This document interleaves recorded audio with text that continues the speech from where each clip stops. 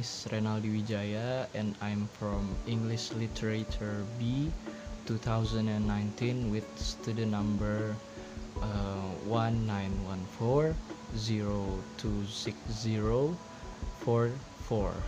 Uh, and now, so this video is about my final task or a final assignment that has given by Mr. Nasrullah as a lecturer of this course.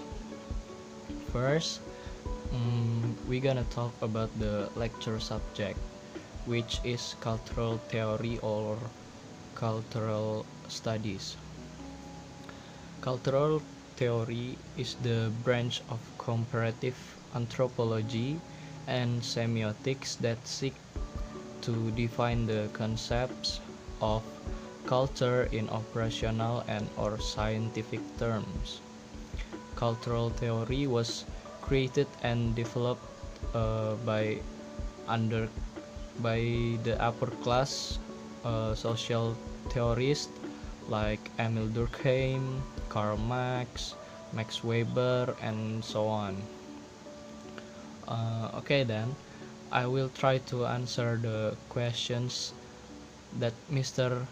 Nasrullah has gave to me in the paper task of cultural theory a few days ago. The first question is, what value or material that I have got from this study of cultural theory? Okay, based on the course of the lecture, which with using the book that the title is Cultural Theory, an Introduction, that written by Philip Smith, I get some lesson value from the material of the book. As example is number one, that structuralism is, it seems like describing the experience when we at the forest by saying it is windy, calm, and fresh. And then there are semiotics. It means to ensure that intended meanings of the intents, a piece of communication for a new product are unambiguously understood by the person on the receiving the end. It seems like using a symbolic or design. And there are the number three, there are narrative theory based on the concept that people are essentially storytelling. It usually used by storytellers to give a narration of something. And there are hermeneutics. It's the theory and methodology of interpretation, especially in literal or text. And there are labeling theory. It means like the marking and of important extension of symbolic in Teractian Teractianism that in many ways deals with some of the major problem encountered. Also, this lesson is of lecture cultural theory or cultural study is also allows us to be open to criticism as well as to be patient and willing to consider the point of view. Next question, what kind of lesson learned that I get from this study of cultural theory? From this cultural studies or cultural